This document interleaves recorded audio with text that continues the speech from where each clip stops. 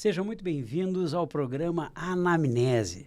É um programa que a gente conversa com colegas, ouvindo suas trajetórias, suas lutas, sua história, o futuro da medicina, dividido em um personagem especial. Eu sou o Marcelo Matias, sou presidente do CIMERS e tenho a honra de estar entrevistando a doutora Valerie Krutz, que é pediatra e médica de família e comunidade, que é uma pessoa que une vários locais, desde Osório, Porto Alegre e o Canadá. É incrível, e justamente vamos entrevistar uma pediatra, porque no dia 27 de julho nós temos o Dia do Pediatra. Então eu quero ver as posições da doutora Valerie sobre tudo isso, não esquecendo que ela também é diretora do Sindicato Médico do Rio Grande do Sul e coordenadora do nosso núcleo de pediatria. Seja bem-vinda. Muito obrigada, muito feliz em estar aqui hoje, Marcelo. Uma honra. Me conta uma coisa, voltando bem no tempo, por que tu resolveu fazer medicina? Bom, vamos começar desde lá, né? Eu sou de Osório, né? Que era na época que eu nasci em 64. Minha mãe pegou a gravidez na época do golpe, de tudo aquilo lá, né? Aquela questão política. Eu acho que eu nasci dentro daquele ano bem conturbado, né? Ouvindo essas histórias dos canhões em cima dos prédios de Porto Alegre. Isso sempre habitou meu imaginário. E quando eu nasci em Osório, nós tínhamos médicos muito importantes lá, eu acho até que por o inconsciente coletivo da cidade. Assim, nós tínhamos médicos que a história do médico de família, do pediatra, era muito forte lá dentro. Era quem nos salvava, né? Nós tínhamos o Dr. Flávio Silveira, que era pediatra em Osório, uma figura muito significativa para todo mundo. Dr. Mazon, Dr. Manfro. Então, nós tínhamos figuras muito fortes. Dr. Maineri, que era um ótimo cirurgião em Osório. E eu cresci, a casa dos meus avós era do lado do hospital. Nós tínhamos uma relação muito próxima com esses médicos, eram amigos da família e tudo. E eu sempre admirei muito a profissão. Não pensava em ser médica, te confesso. Mas o meu avô é de Sobradinho. E ele morava num lugar chamado Serrinha. E lá tinha um médico famoso, o Dr. Homero, que é o nome, inclusive, do hospital de lá e tal.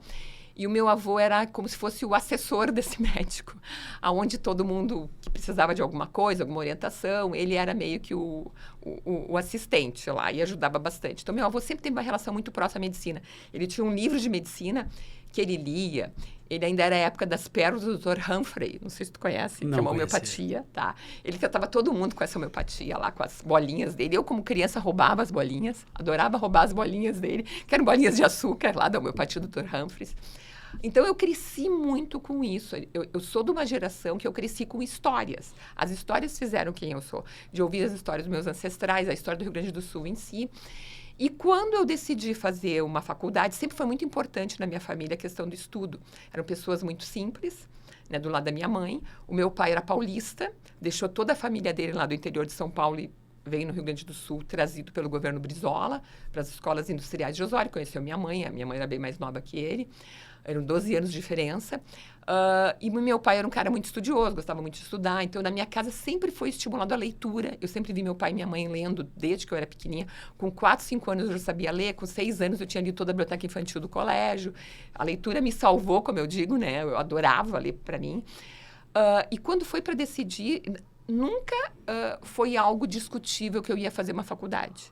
Mesmo a gente sendo uma família de poucas posses, era muito claro que eu e meu irmão íamos fazer uma faculdade, alguma coisa. Não sabia bem o quê.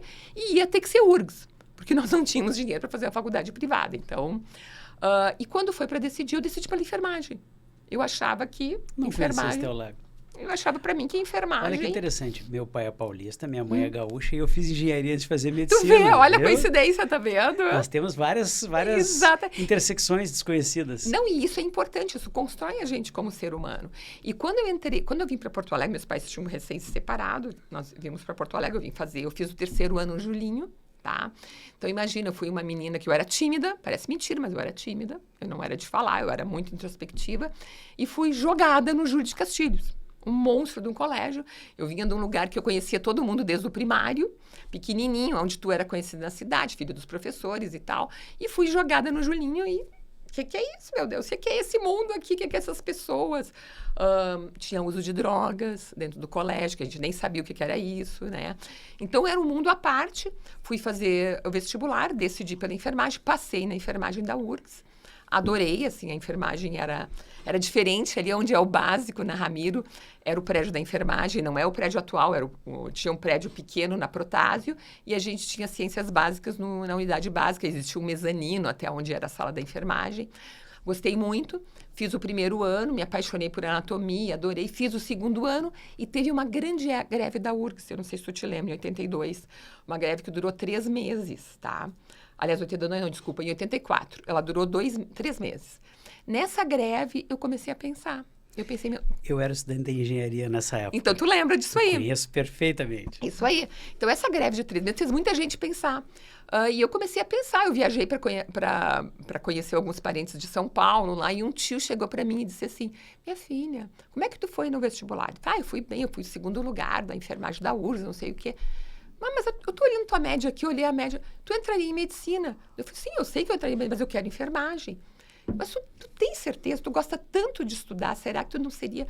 Eu nunca tinha pensado, eu vou falar a verdade, eu nunca tinha pensado nisso. Voltei, comecei... Teve um período que a gente fez estágio, entrou em greve de novo.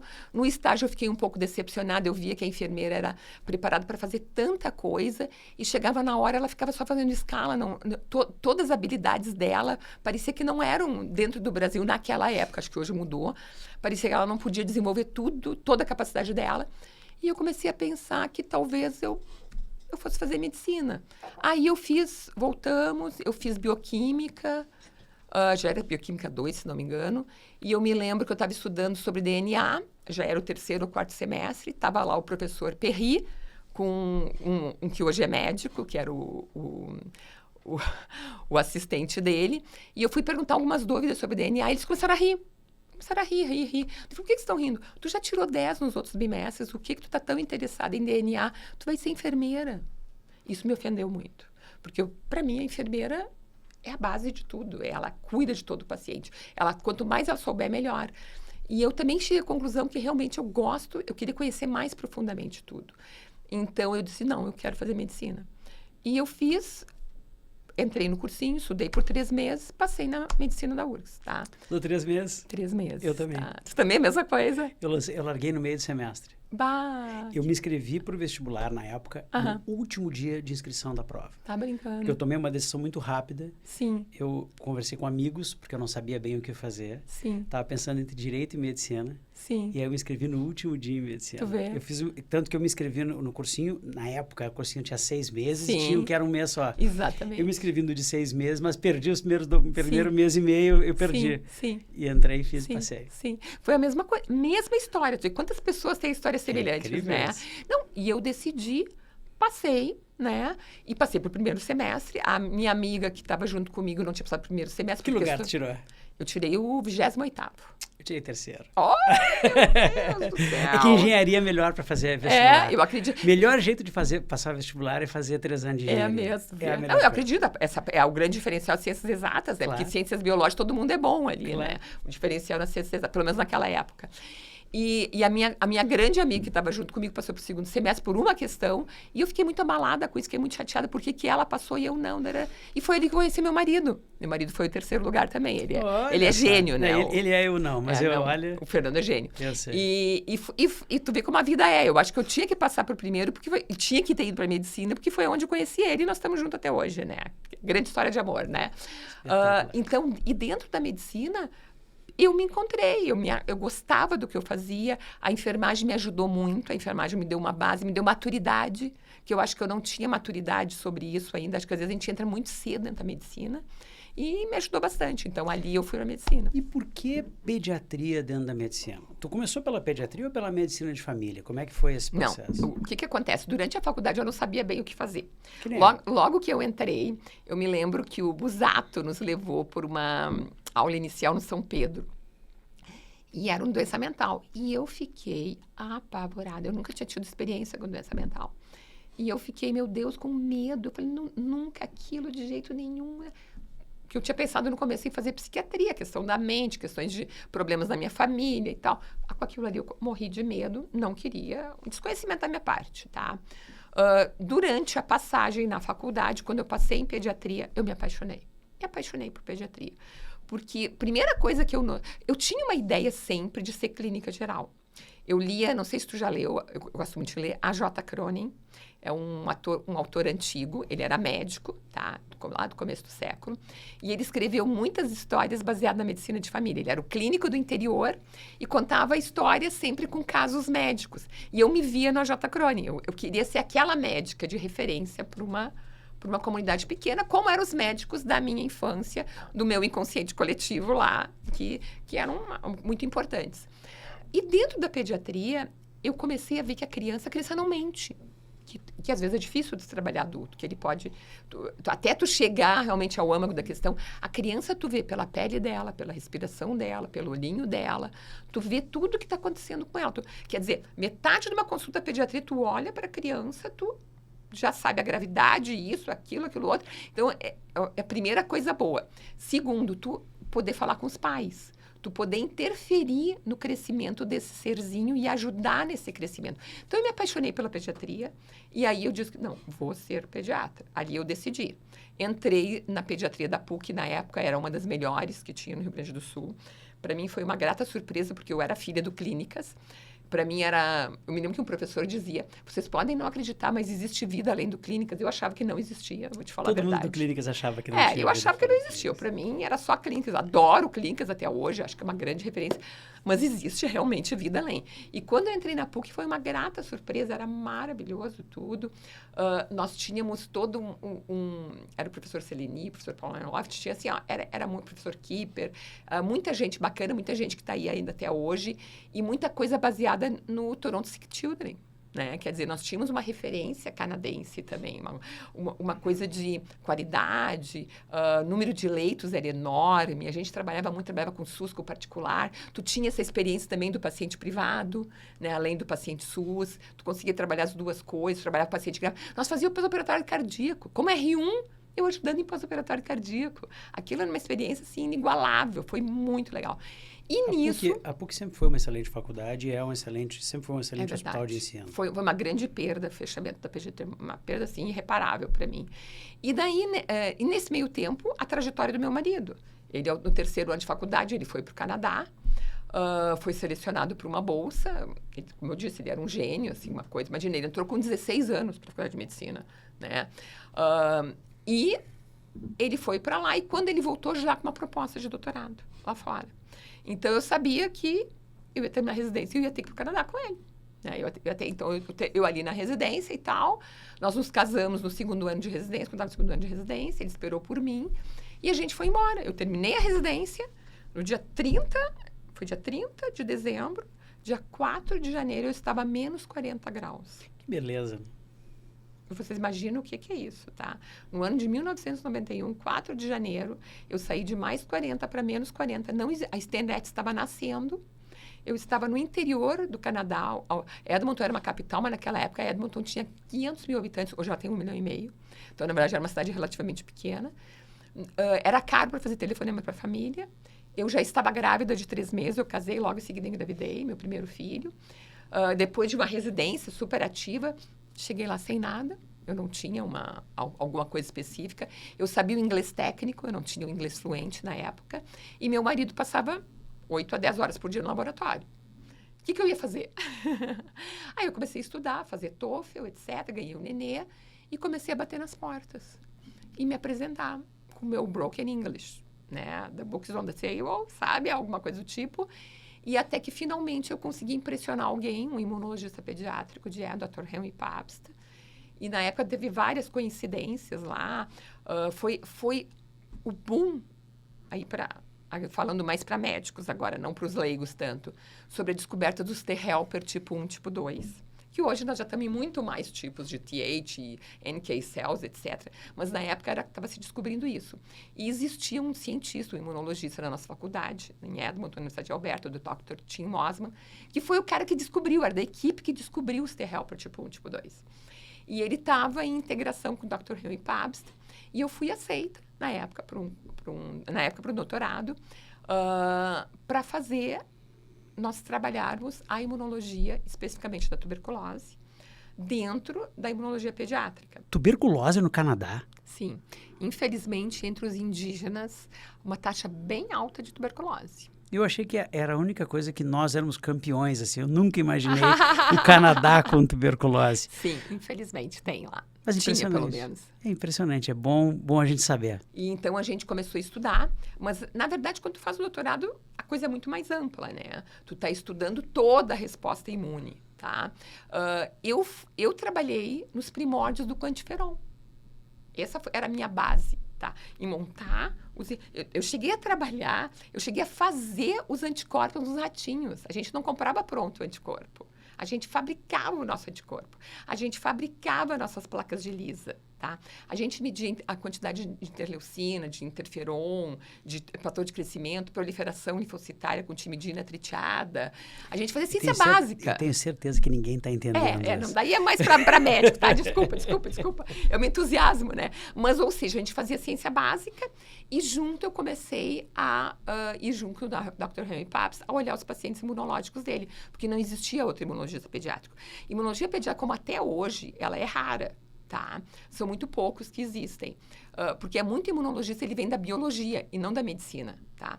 Então, é muito raro tu ter um médico imunologista pediátrico, que era o caso do Dr. Henry Pabst. Então, para mim, a ideia dele é que eu continuasse a carreira dele, que eu continuasse ali como imunologista pediátrico, eu ia terminar e tal. E nesse ponto, eu tive meu segundo filho. E é muito difícil. Se tu pensares assim, tu estás longe da família, tu estás num país muito frio, em que as relações são outras. Para mim, como pediatra, era muito difícil. Lá naquela época, eu tinha muita influência britânica.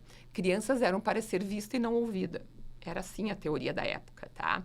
E isso me doía muito, porque para mim, criança era tudo. Eu sempre fui louca por criança, eu era pediatra.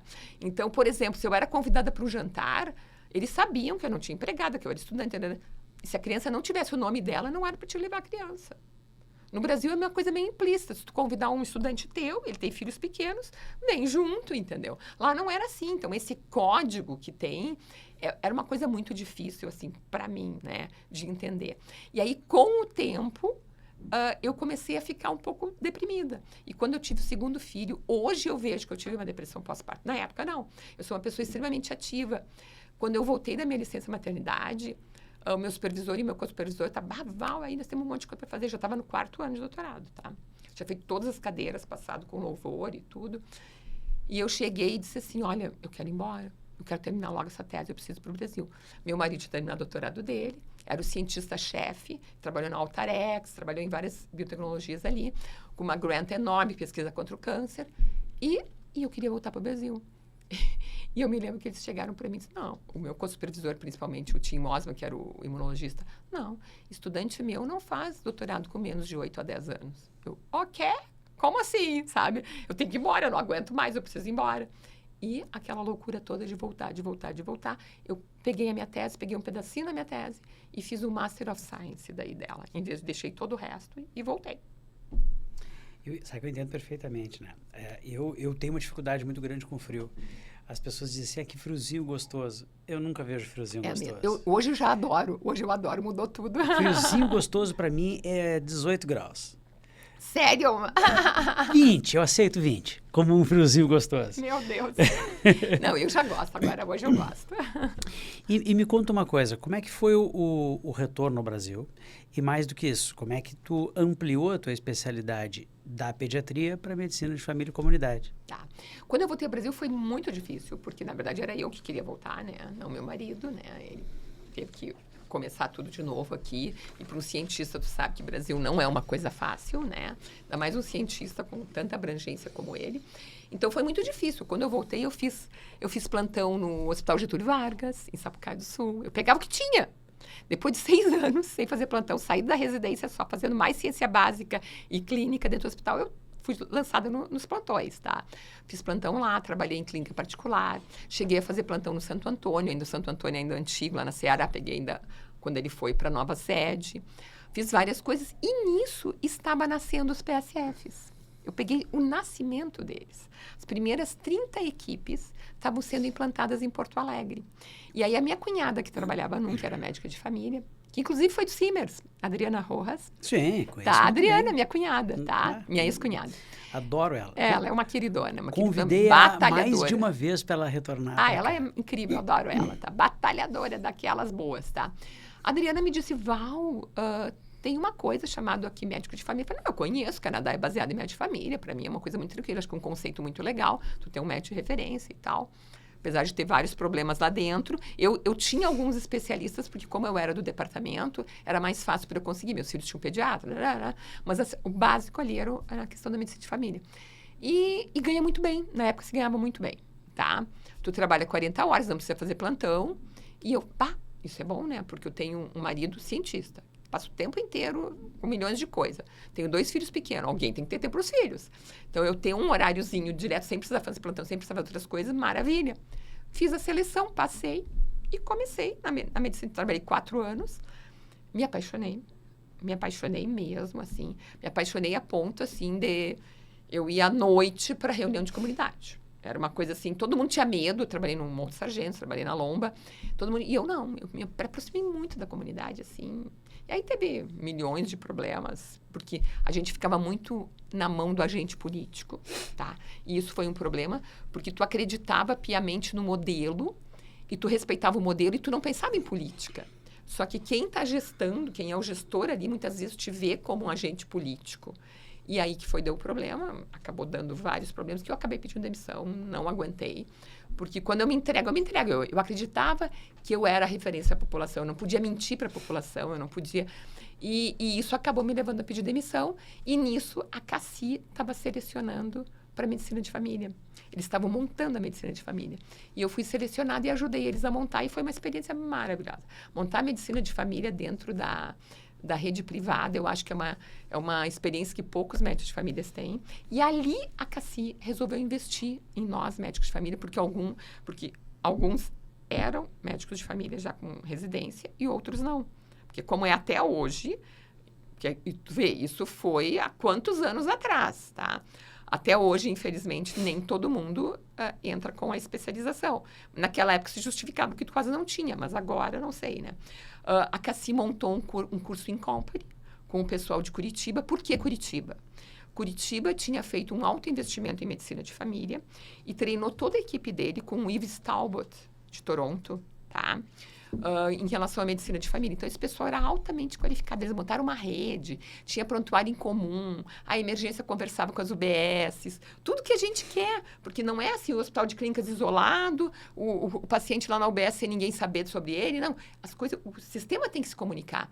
E esse pessoal, junto com a URGS, Dr. Falk, todo mundo assim, muitas pessoas da URGS montaram esse curso. A gente fez um curso em Company, que se chama, de 2 anos, tá? Com aulas práticas, aulas teóricas, foi muito legal. A aula era, inclusive, dentro da URGS presencialmente.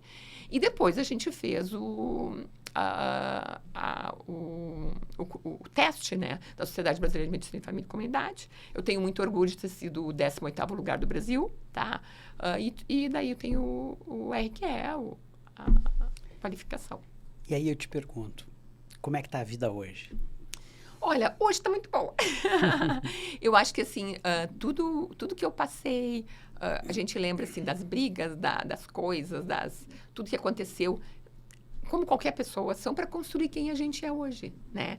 Eu acho que hoje me fez um ser humano muito mais rico. A medicina de família me trouxe muitas coisas. A pediatria me trouxe, então, inúmeras coisas que eu consigo ajudar as pessoas dentro de um todo. Eu consigo dar de volta tudo que eu recebi. Porque eu acho que eu fui abençoada em muitas coisas, com a família que eu tive, com os problemas que eu tive. Os problemas também foram abençoados, porque eles constroem a tua resiliência, eles constroem teus recursos internos, eles te ajudam. E isso me faz mais forte e melhor para ajudar meu paciente, para ajudar meu colega médico. Hoje me preocupa muito os médicos, não só os pediatras. Os pediatras, eu estou dentro do núcleo de pediatria, ele é o meu foco hoje, né? Hoje, como tu sabes, eu estou muito nessa luta da erradicação da parte básica da pediatria, que foi um erro aí, tá? Mas, como um todo, o médico de família, sem conseguir fazer seu papel de médico de família por estar sobrecarregado mesmo, não podendo fazer tudo o que ele poderia fazer. O papel dele dentro, por exemplo, na saúde suplementar, ele tem um papel importantíssimo na saúde suplementar. E não é de competir com o pediatra ou competir com o gineco. Não, ele faz a coordenação do cuidado. Coordenação do cuidado é resultado econômico, é resultado de saúde para o paciente. Também, é o que ele podia estar fazendo dentro da rede, se a rede permitisse ele fazer coordenação de cuidado. Porque, para isso, ele tem que conversar com a rede. Ele tem que ter um portuário integrado, ele tem que falar com todos os níveis secundários e terciários. Ele não pode estar sobrecarregado com alguém gritando na sala de espera, querendo bater nele, né? Entrando na questão da pediatria per se, que é o foco por causa do dia do pediatra. Sim, claro, do dia do pediatra. A pediatria é uma especialidade lindíssima, que lida com o surgimento da vida. Eu sempre elogiei muito os pediatras, porque eles já me salvaram de várias.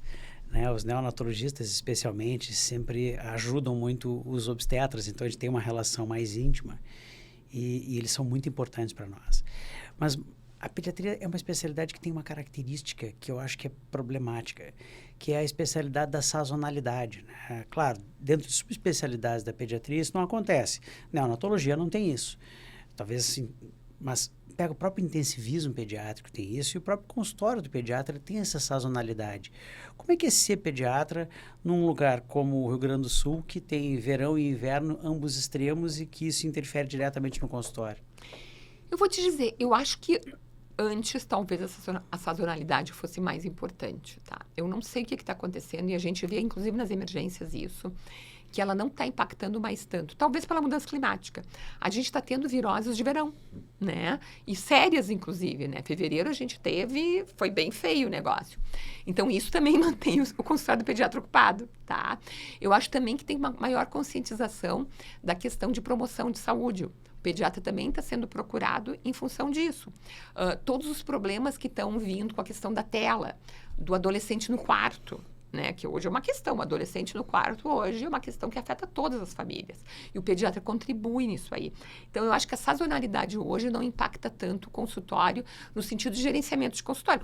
Porque é um negócio, né? Tu vive daquilo. Ele tem que dar determinado lucro, porque senão não tem como tu viver dentro do consultório. Então, eu acho que isso tudo contribuiu no sentido de deixar o teu consultório com um fluxo mais ou menos mantido. Mas o problema, na verdade, é o que eu vencio muito aqui no sindicato é a questão da porta da emergência.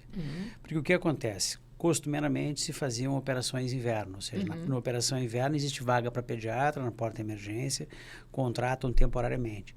Começou a subiu o sol um pouquinho mais. Todo mundo é mandado embora. Todo mundo é mandado embora. Então, isso é um problema para a profissão do pediatra. Exatamente. Porque queira ou não queira, mesmo que isso não aconteça, como eu sempre digo, na neonatologia não vai acontecer, ele acaba impactando aquele pediatra, e muitos colegas fazem isso, que vivem do plantão, que fazem aquele atendimento de urgência, que são extremamente importantes.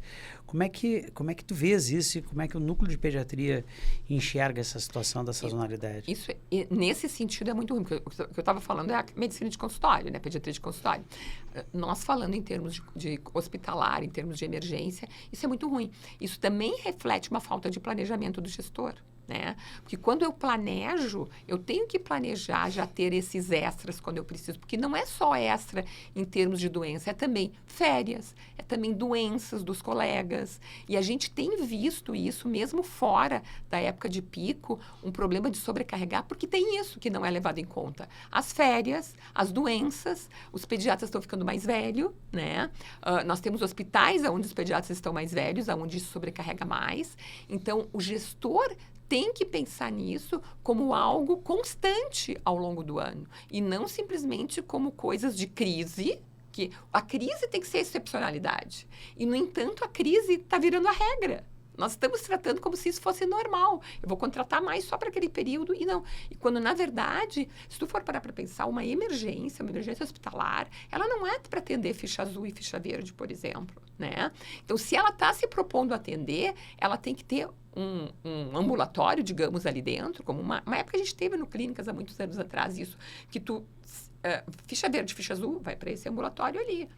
E aí tu faz um planejamento, e aí tu pode usar esses pediatras a mais, que já são contratados o ano todo para isso, para quando tu precisa em algum pico. Então, isso fala-se em planejamento. Então, isso nós temos batido muito, mostrado esses números todos, que tem que trazer o pediatra mais para a cena de ação e pensar ele a longo prazo, e não pensar ele só em crise. Qual é a pediatria do futuro? A pediatria do futuro é um pediatra integrado com a comunidade, falando com todos, presente e até com inteligência artificial, né? A inteligência artificial já está entrando na pediatria também, tá? É um pediatra conectado, é um pediatra de referência e é um pediatra que a população quer. Minha questão mais importante, como é que um núcleo de pediatria atua no sentido de olhar para o futuro da profissão? O que nós podemos fazer para os nossos pediatras, até para comemorar o Dia do Pediatra? A gente está planejando algumas atividades já para o Dia do Pediatra também, tá? Para agora para o mês de julho, tá? E vocês vão saber, isso aí vem os próximos capítulos, tá? Mas o núcleo de pediatria, ele, nesses primeiros 6 meses, porque a gente está há 6 meses, né, Marcelo? Lembrando isso, a gente está fazendo um diagnóstico de toda a situação. Esse diagnóstico está se transformando em posts, que a gente vem colocado. E a ideia é trabalhar com as entidades, uma aproximação com a Sociedade de Pediatria também, em a gente conseguir colocar de volta o pediatra na cena de frente. É isso que o Núcleo de Pediatria está tentando lutar, junto com a pediatria em geral, junto com as outras especialidades também, mostrando a necessidade desse profissional que desapareceu, né, da atenção básica, da atenção imediata. É esse o nosso foco. Por fim, como é que é a tua participação associativa? Trabalhaste na Unimed? Como é que é o sentimento? Como é que tu enxergas a nossa cooperativa? Assim, eu gosto muito, tá? Eu sempre fui uma pessoa que gosto muito de pensar no todo. É uma coisa quase automática em mim. Eu sou chata, né? Eu sou chata. Eu acho que se alguém me definir, eu me chamo de chata nesse sentido. Eu estou sempre vendo o todo. Né? E o todo precisa dessas associações. A Unimed, por exemplo, para mim, podem dizer o defeito que quiser, mas ela é maravilhosa, porque ela é uma cooperativa que nos permite trabalhar e ser donos. Muitas vezes, às vezes eu vejo colegas, mas eu não me sinto dono, não sei. Vamos participar. Mas eu tento participar e não deixa eu falar. Insiste. Vamos lá. Resiliência, minha gente. Nós somos... Brasileiro é resiliente. Brasileiro está lá. Ele bate e ele levanta. Bate e ele levanta. E nós, como médicos, temos mais obrigação de ser ainda. E a gente consegue mudar. Várias coisas dentro da Unimed Porto Alegre mudaram graças aos cooperados. E não é de uma hora para outra. E a gente não pode ser infantil. Muitas vezes eu acho que a gente é infantil no sentido de querer a mudança só para nós, querer a mudança imediata. A coisa é maior, a coisa afeta todo mundo. E eu vejo que eu tenho uma responsabilidade. O momento que eu... Aí eu acho que foi a minha primeira leitura foi O Pequeno Príncipe, tá? Tu és responsável por aquilo que tu cativa. Eu acho que aquilo fica... Grande frase. Eu acho que isso fica no teu inconsciente. Então, eu me sinto... É uma responsabilidade que eu trago para mim. Me sinto responsável de passar essa visão. Assim como eu me senti responsável na Covid, assim como então, eu faço tudo para dar de volta o que eu recebi.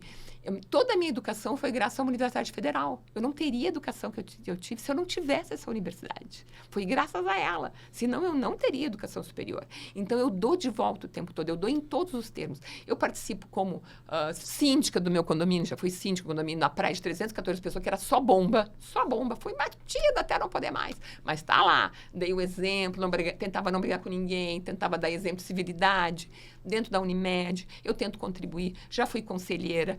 Tentei ser do Conselho Administrativo 2 vezes, não me quiseram, tudo bem, aceito.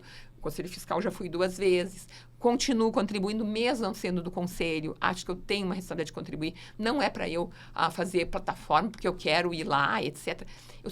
Nesse sentido, eu tenho um certo grau de humildade. Parece mentira, tá? Mas eu tenho um certo grau de humildade. Que eu penso, se alguém é melhor que eu no sentido que vai contribuir mais, que bom, eu vou ajudar essa pessoa a ir para lá. Tá? Mas se eu acho que eu posso contribuir, por favor, deixa eu contribuir também. Eu acho que isso soma. Eu acho que eu não quero apagar a luz dos outros, eu quero trazer todo mundo para brilhar comigo. Por isso que está dentro do Sindicato Médico do Rio Grande do Sul. A lógica nossa aqui é sempre trabalhar pelos outros. Muito obrigado por podermos trabalhar junto. Lhe conheci, isso é importante saber, num dos momentos mais difíceis da medicina, das nossas vidas, certamente, que foi na época da pandemia. E temos o prazer de trabalharmos juntos, ter aceito o nosso convite para participar aqui conosco. E estamos crescendo juntos, como sempre. Muito obrigada, Marcelo. E só dizendo para todos, não tinha como dizer não para esse cara, porque foi o cara que defendeu o ato médico. Não tinha como dizer não para ti. Meus colegas, quem está nos assistindo, toda semana nós temos o programa Anamnese, onde a gente sempre vem aqui para aprender e não para ensinar. Aprendemos hoje com a doutora Valérie, um prazer enorme. Até a próxima semana, em mais um programa.